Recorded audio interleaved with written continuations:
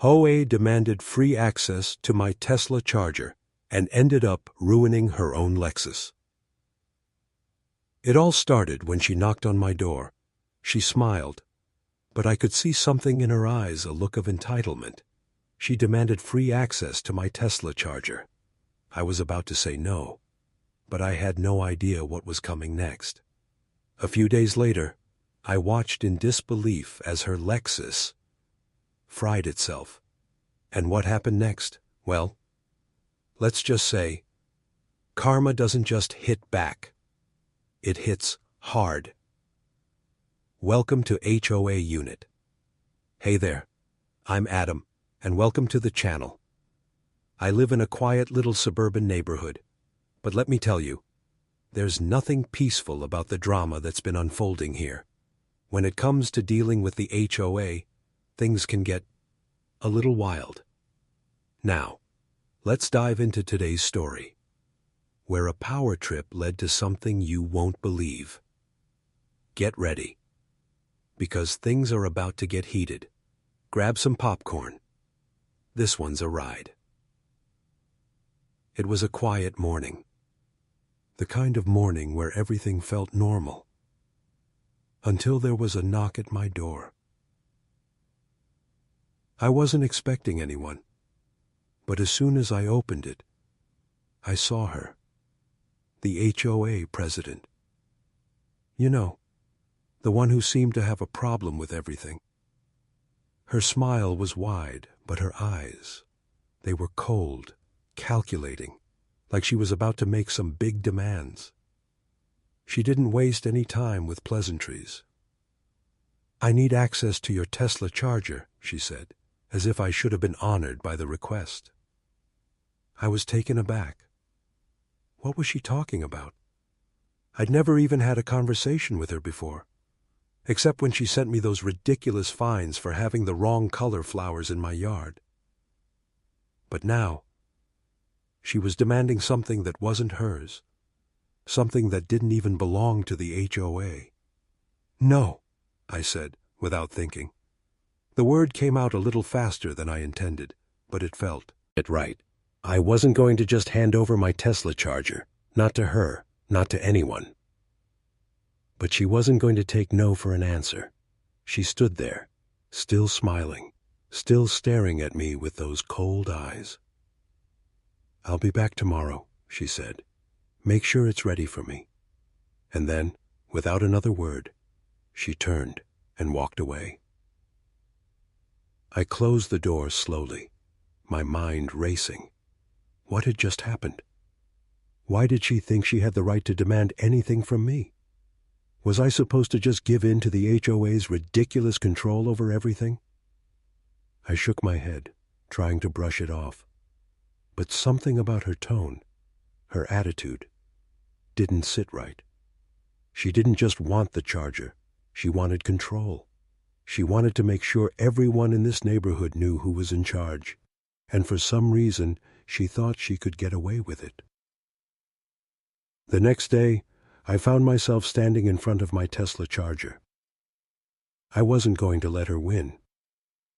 But then, I saw her. She was walking toward my driveway, her Lexus parked a few feet away. I could feel my heart race, knowing what was about to happen. She smiled at me again, that same cold smile. "I hope it's ready," she said, as if I owed her something.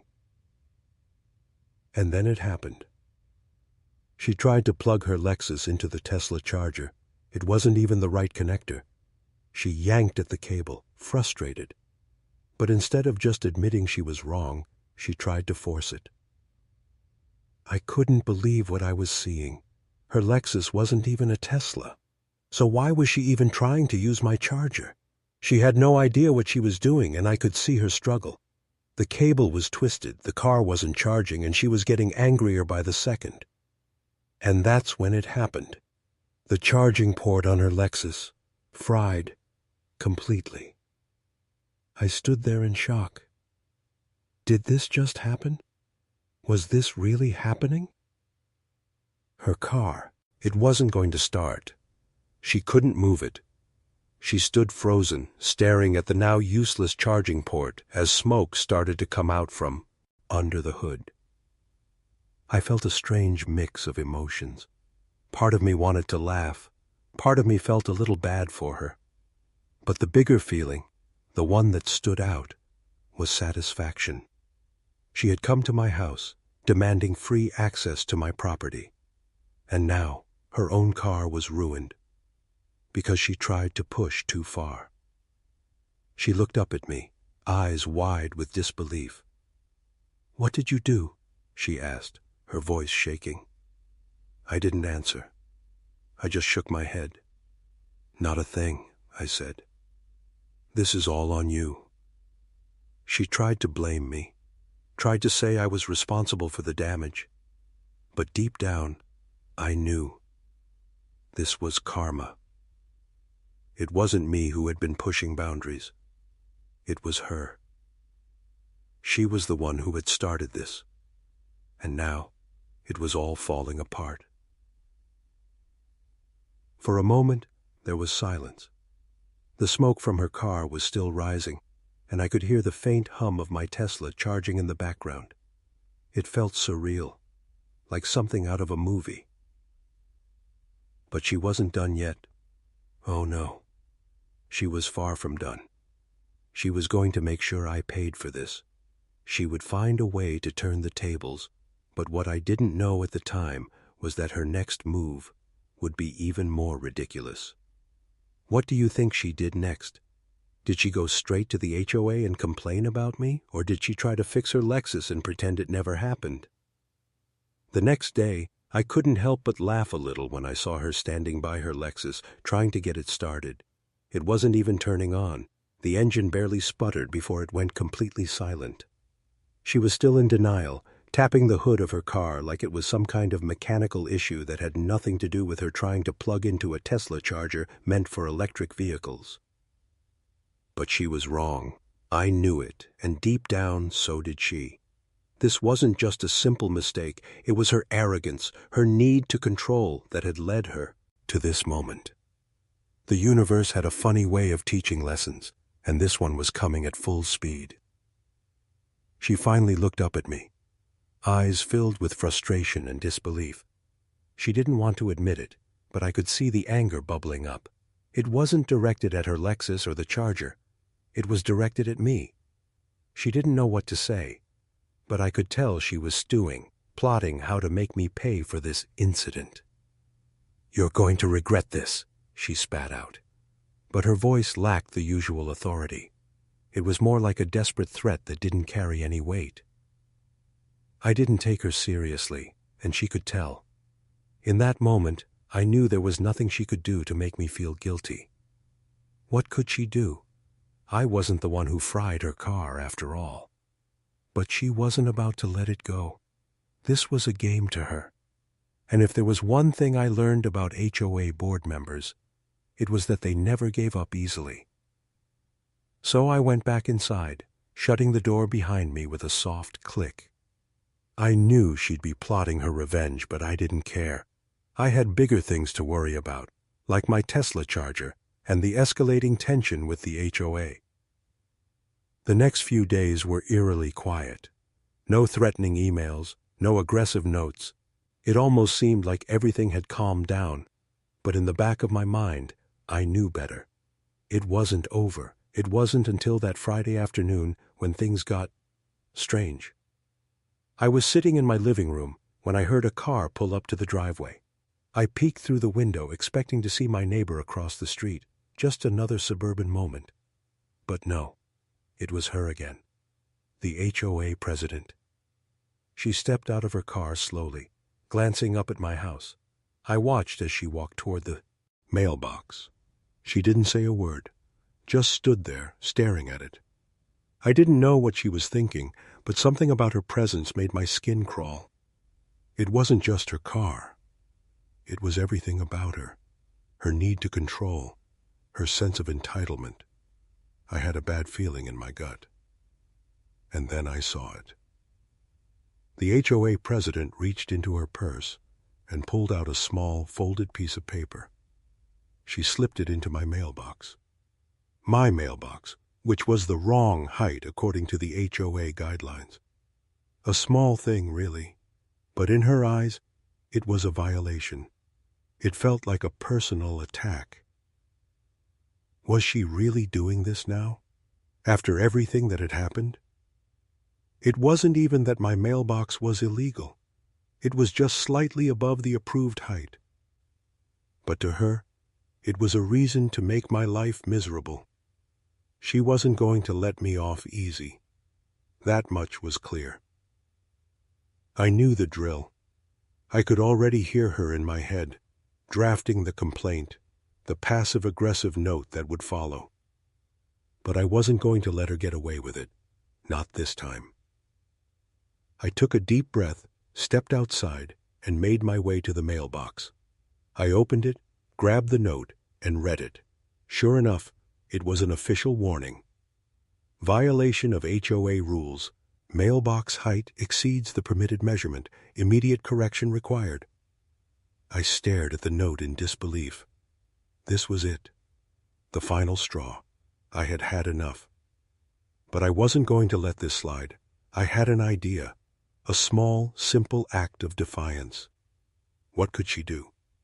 Threaten me with more fines? Send me more angry letters? I could handle it. But this time, I was going to play the game her way.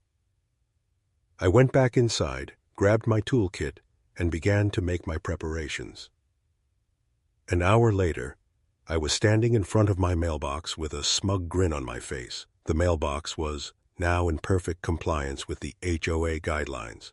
The catch? I'd lowered it. Just a no. To be within their limits, but I had also made a small but deliberate change to the design. I installed a small hidden lock on the box, one that could only be opened with a special tool, a tool that I kept for myself. At that moment, I could almost picture the HOA president's face when she tried to inspect it. She was so obsessed with rules, so caught up in her power trip, that she'd miss the irony. But it wasn't just about the mailbox anymore. No, this was about the bigger picture. It was about taking back control from someone who thought they could tell me what to do. Someone who had tried to use her position to bully me into submission. I waited for the inevitable knock on my door. But it didn't come. Days passed, and I thought maybe I had won this round, but I knew better. A few days later, I saw her car in front of my house again. I took a deep breath. Here we go. She marched up to my door, her heels clicking on the pavement. I opened it slowly, and she didn't waste any time. "You think you've won?"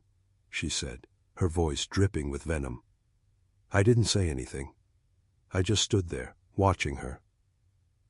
"You've disrespected the rules of this community," she continued, "and I'm going to make sure you pay for it. I'm not done with you yet." She looked over her shoulder at the mailbox. I could see the frustration in her face. She didn't know what I had done. The lock on the mailbox had worked. She couldn't get inside to inspect it. But what was she going to do now? Was she going to call the HOA board? Was she going to bring in the law? Or was this just the beginning of something even bigger? How far would she go to make me regret standing up to her? Let me know your thoughts. What do you think will happen next? Does she have another trick up her sleeve? Or has she finally met her match? I couldn't shake the feeling that she was planning something. Every time I glanced out of my window, I saw her car parked across the street, lurking like a predator waiting for its prey.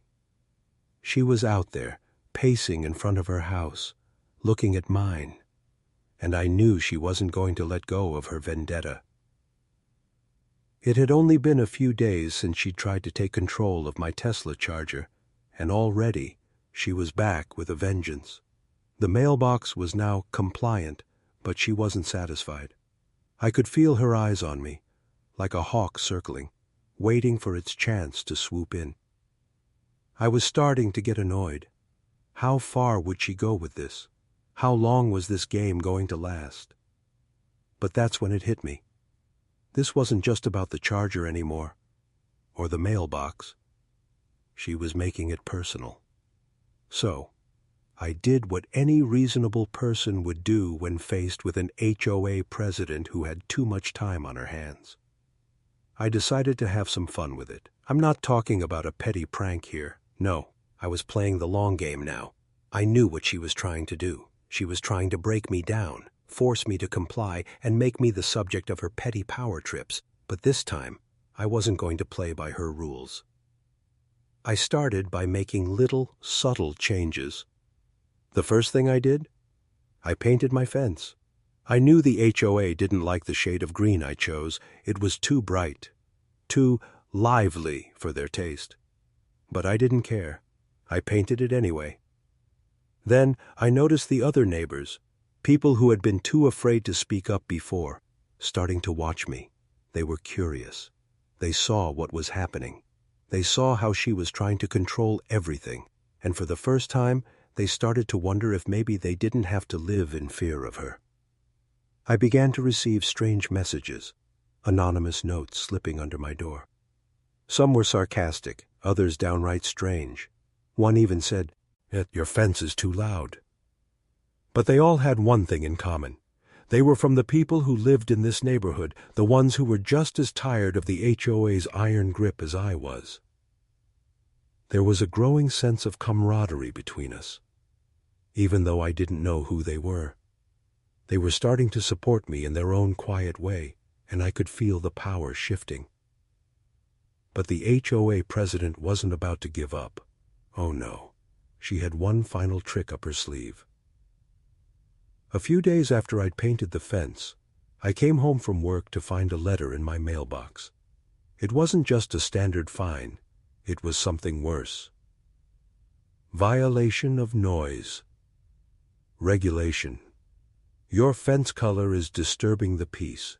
Immediate action required. I had to read it twice. Noise regulation? Disturbing the peace? How could a color disturb the peace? Was I being punished for having a color that the HOA didn't approve of? The absurdity of it all made me want to laugh. She had completely lost it. She was so desperate to maintain her grip on everything that she was going after my fence color now. But this was just the beginning. The letter went on to threaten me with a fine that would be adjusted based on how long it took me to change the fence color back to something more neutral. And I could hear her voice in my head, probably reading the letter aloud to herself as she wrote it. This will teach him a lesson, she must have thought. I could already hear her smirking. But here's the thing. This time, I wasn't going to roll over. I wasn't going to be intimidated. I was going to turn this around on her. I decided it was time to fight fire with fire, but I didn't want to do it the way she expected. I didn't want to throw more fines at her or make it a legal battle. No, I was going to beat her at her own game, with a little thing I like to call compliance. I knew it would drive her crazy, but it was the perfect plan. I started to follow every little rule to the letter. No more parking on the driveway at odd hours. No more loud fence colors. But I also knew exactly how to twist it all back on her. Every time I complied, I made sure she knew. I'd send her emails, noting that I had corrected every violation. I started sending the most ridiculous things to the HOA board.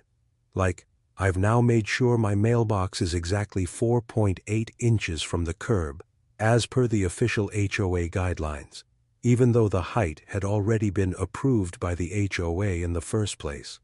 I dotted every I and crossed every T to show her that I wasn't going to back down. And you know what? She couldn't stand it. Every little bit of compliance made her more frustrated, more annoyed, because deep down she knew that it wasn't about the rules anymore, it was about control, and I was taking that control away from her, piece by piece. But she didn't give up just yet. No. She had one final play, one last chance to get back at me. She came over one evening, knocking on my door with a furious look on her face. "You think this is funny?" she asked, her voice cold. I just smiled. "Oh, it's hilarious," I said. "But you know what's even funnier? The fact that you're still trying to find ways to make my life miserable." She clenched her jaw, but she didn't say anything. She knew she'd lost this round. But that didn't stop her from glaring at me before walking away. I knew she was still planning something. I could feel it. But for the first time, I didn't feel like I was the one being hunted. I was the one with the upper hand. So what do you think she's going to do next? Will she try to escalate things even further? Or will she finally accept that she can't break me? By now, I thought I had the upper hand. Every little thing the HOA president threw my way was just another challenge to overcome. I'd turned her power trips into a game, one I was playing with all the right moves. But what I didn't know was that she wasn't done yet. No, she was biding her time, waiting for the perfect moment to strike. It was a typical Friday evening when I got the letter. At first I thought it was just another one of her petty fines or some complaint about a tree branch that was too close to the fence. But when I opened it, I almost dropped it in shock. "Final notice. Failure to comply with HOA regulations," it read. "The board will be taking further action if the following issues are not addressed immediately. 1. Mailbox height violation. 2. Fence color noncompliance. 3. Improper use of Tesla charger." Wait, what? The Tesla charger? She had actually gone that far? It was one thing to fine me for the fence or the mailbox, but to go after my Tesla charger? The one that wasn't even part of the HOA's jurisdiction? That was a new low. Even for her. I sat down, reading the letter again, trying to make sense of it. How could they possibly claim that I was violating any rules regarding the charger? The letter made no sense. It was absurd, full of holes, and yet I knew exactly what it was. Desperation. She was reaching, trying to use anything she could to break me. She couldn't stand the idea of me turning the tables on her, and now she was escalating things in a way I hadn't seen coming. I could almost picture her behind the scenes, sitting at the HOA's table, smirking as she pushed through these ridiculous violations. She probably thought that threatening me with further fines, legal action, or worse, would force me to back down. But I wasn't going to give in. That night, as I stared at the letter, I came up with a plan. I had to beat her at her own game. This time, I was going to go further. I was done with playing by the rules. Now, it was time to play by my own rules. The next morning, I decided to take action. I printed out a copy of the letter and put it in a neat folder with all my previous correspondence with the HOA, fines, complaints, emails, you name it. I wasn't just going to fight back. I was going to make sure everyone knew what was happening. It was time to bring the neighborhood into the fold. I wasn't the only one she had been terrorizing. The more I thought about it, the more I realized that she'd been using her power to control everyone. From petty fines to bizarre rules about lawn colors, she had made life miserable for people in this neighborhood for far too long. But now, it was time to stand up, not just for myself, but for everyone who had been too afraid to speak out. I started knocking on doors. I had no idea how the neighbors would react, but I couldn't do this alone. To my surprise, nearly everyone I spoke to had similar stories. Some had received fines for things as ridiculous as having a flagpole in their front yard, others for having improper bushes that didn't meet the HOA's approved height. People were fed up. It wasn't just me anymore. I was building a movement, and it was gaining momentum. By the time I knocked on the last door, I had a small army of frustrated homeowners ready to take action. We were tired of being bullied by one woman who thought she could control everything. We were tired of the fines, the petty complaints, and the constant feeling that we were being watched. But I still had to deal with the issue at hand, her ridiculous threat regarding the Tesla charger. I knew it wasn't going to end well if I just ignored it. She wasn't the kind of person to let things slide, and I wasn't about to let her get away with bullying me into submission. I decided to take a different route. I called a lawyer. I wasn't looking for a fight, but I wanted to make sure I had all my bases covered, After explaining everything about the charger, the fines, and the HOA's overreach, the lawyer confirmed something I had already suspected. They had no legal grounds to force me to give up my charger. The HOA had absolutely no right to regulate anything that wasn't in their jurisdiction, and my Tesla charger was well outside their reach. Armed with that knowledge, I felt like I was ready to take on the world. But just when I thought the tide was turning in my favor, the HOA president made her next move. It was a Saturday afternoon when I saw her car parked outside my house again. I had already had enough of her games, so I didn't even bother answering the door when she knocked. Instead, I watched her from the window as she stood in front of my driveway, scribbling something in a notebook. I couldn't help but laugh. What was she up to now? Was she writing down more complaints? Was she planning to send me another one of those ridiculous fines?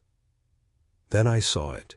She placed a small, folded piece of paper on my doorstep and quickly walked away. I couldn't believe it. Was she really leaving a warning on my doorstep now, like I was some kind of criminal? I walked over, picked up the paper, and opened it slowly. As I read through it, my anger flared. The letter was filled with accusations about unlawful behavior and attempted sabotage regarding the Tesla charger. She was trying to make it sound like I had intentionally damaged her car, like I was the problem here. I couldn't let this go. This wasn't just a simple complaint anymore. It was a full-blown attack, a smear campaign to ruin my reputation in the neighborhood.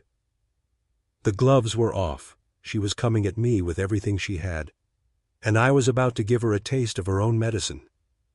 So, what do you think she'll do next? Will she try to escalate the situation even further? Or is this the moment when everything starts to unravel for her? By now, I was expecting anything. The HOA president had already crossed so many lines, and I knew she wasn't going to stop. But even I couldn't predict what happened next. It all started with a knock at my door, but this time it wasn't her. I opened it cautiously, expecting to see the same familiar face, ready to deliver her latest absurd demand. But to my surprise, it wasn't her at all.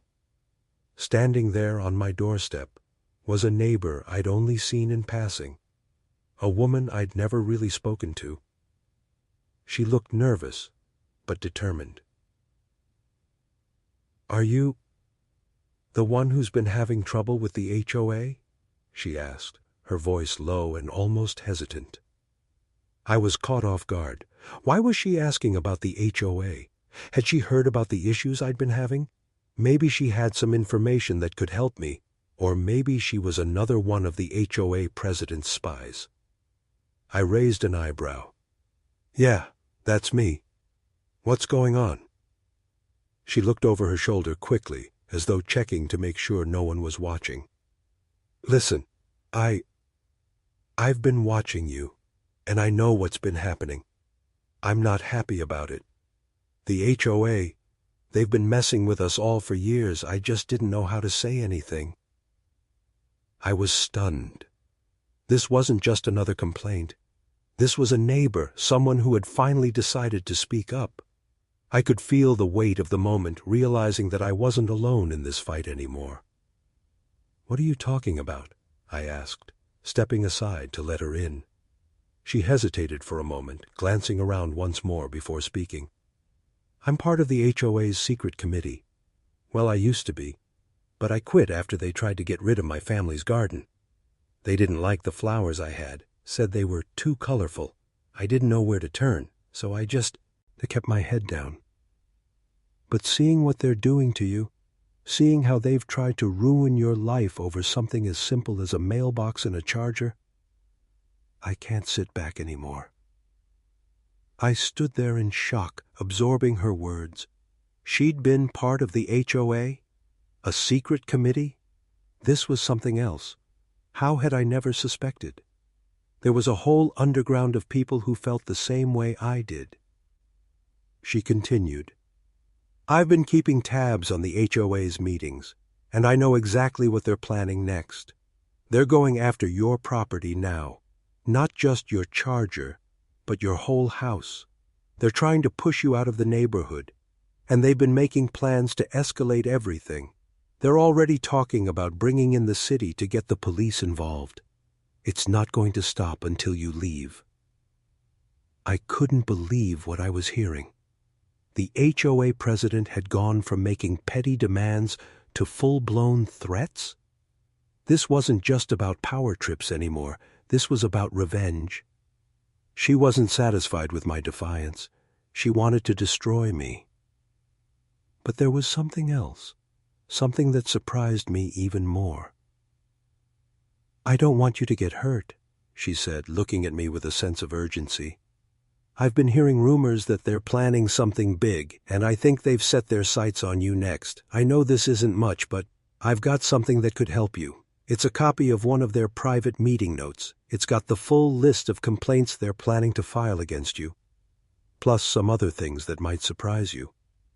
She handed me a manila envelope, heavy with documents. I took it without hesitation. This was the break I had been waiting for, the information I needed to finally take the HOA down. She sighed. "I don't want to be involved in this anymore, but I had to help you. I had to do something. The way they've been treating everyone, it's wrong, and if they get away with this, no one's safe." I nodded, understanding the weight of her words. For the first time, I felt like I had the upper hand. This wasn't just about me anymore. The entire neighborhood was fed up. I had an ally, and with that, I had the ammunition I needed to turn the tables on the HOA. After she left, I sat down at my kitchen table and spread out the documents she had given me. There were emails, notes, and official plans, the kind of things that the HOA president thought were safe and hidden. There it was, in black and white, a full outline of their strategy to push me out of the neighborhood. There were legal threats, fines, and even plans to pressure the local authorities to get involved. But the most shocking part was the final section. Resolution: evict the homeowner from property within 30 days. It was there, plain as day. The HOA wasn't just trying to fine me. They wanted me out. They were plotting my eviction. I felt my blood boil. This wasn't just petty revenge anymore. This was personal. They had crossed a line, and now I had to make them pay. But what was I going to do with this information? How could I use it? I couldn't just show it to the HOA president. She would probably try to turn it against me. I had to be strategic. I had to get the truth out without getting myself into more trouble. I thought about the options. There had to be a way to expose them without losing everything in the process. The first thing I did was call the lawyer I had consulted earlier. I shared everything, the documents, the notes, the plans, and I waited for his response. "You've got a case," he said, his voice calm but firm. "If what you're saying is true, this goes beyond harassment. You're dealing with an organized group of people who are acting illegally. We can file a lawsuit, and from what I'm hearing, you're in a strong position to win." I sat back, breathing a sigh of relief. Finally, I had a real chance at turning the tide, but I knew it wouldn't be easy. The HOA president wasn't going to give up without a fight. "What do you think is going to happen next? Will the HOA go down for good, or is this just the beginning of something much darker?" The moment I hung up the phone with the lawyer, I knew things were about to get real. The documents in front of me were more than just proof. They were the key to bringing down the HOA and finally putting an end to the reign of the president who thought she could control everyone. But as I stared at the papers, a sinking feeling gnawed at me. This wasn't going to be easy. I had to make sure everything was airtight. If the HOA president found out that I was on to her, she'd double down on her attacks. The last thing I wanted was to make a move too soon and have it backfire. So I took my time, going through every detail, preparing every step carefully. I knew the HOA was watching me, waiting for me to slip up. Days passed, and the silence was almost deafening. The president was quiet, which only made me more suspicious. Was she plotting her next move in the shadows? Or was she waiting for the perfect opportunity to strike? It wasn't until one late afternoon that the answer came. I was sitting in my living room when I heard the unmistakable sound of tires rolling up my driveway. I wasn't expecting anyone, but when I peeked through the blinds, I saw her car. The HOA president once again standing outside my house. I froze. My first instinct was to hide, but I quickly realized there was no point. I had information now. Information that she could never undo. She was the one in the hot seat, not me. I opened the door slowly, meeting her eyes as she stepped forward with that same cold smile. "We need to talk," she said, her voice colder than I'd ever heard it. I didn't respond. I simply let her walk inside, already preparing myself for what was coming next. She didn't sit down immediately. Instead, she stood there, staring at me, waiting for me to say something. But I wasn't about to let her control the conversation. Not anymore. "I know what you're doing," I said, my voice steady, not betraying the tension I was feeling inside. "I know about your little plan to push me out." For a moment, there was silence. The kind of silence that says everything without needing words. She didn't flinch. "You have no idea what you're talking about," she said, her tone too calm. But I could see the flicker of doubt in her eyes. She knew I had her. And she hated it. "Oh, I think I do," I replied, holding up the manila envelope she'd unwittingly helped me fill. "I have everything. All the plans, all the emails, the meeting notes. You can't hide this anymore." Her eyes narrowed. "You don't know what you're messing with," she growled. "You think you can take me down with some papers? You think you can win against the entire HOA? I leaned back, letting her words sink in. "I don't need to take down the entire HOA, I said slowly. "I just need to take down you." She took a step forward, her fists clenched, and for a second I thought she might lash out. But she didn't. Instead, she just stood there, seething. "You don't understand," she hissed. "You think I'm the problem? You have no idea what's at stake. I've been running this neighborhood for years, keeping everything in line. You think the people here are going to back you up? They won't. They can't. You're nothing. Just a troublemaker." I could feel my pulse quickening, but I wasn't about to let her get under my skin. "You're wrong. The people here are backing me up. They're tired of your games, tired of your petty rules and your ridiculous power trips. They don't want you in charge anymore." Her expression faltered just for a second, but it was enough. I had her right where I wanted her. "Your reign of terror is over," I said with a calmness that surprised even me. "I'm not leaving, and neither is anyone else who's tired of being bullied, so you can either back off or we can do this the hard way." I watched as the color drained from her face. I wasn't sure if it was shock or fear, but whatever it was, I knew it was a crack in her armor. The mighty HOA president had been brought to her knees by the very person she had underestimated. She turned and walked toward the door without another word. I stood there, watching her leave, feeling a rush of triumph. But at the same time, I knew it wasn't over yet. Not by a long shot. But I wasn't going to let her win. Not now. Not ever. Over the next few days, I took steps to ensure the neighborhood was fully aware of what was happening. I sent out anonymous copies of the meeting notes to anyone who would listen. I called the local news station, and I even posted a few things on social media, making sure the entire town knew what the HOA president had been trying to do. As expected, the response was overwhelming. People were outraged. They were disgusted by the lengths she'd gone to in order to control the neighborhood. They wanted to do something about it, and they were finally ready to take a stand.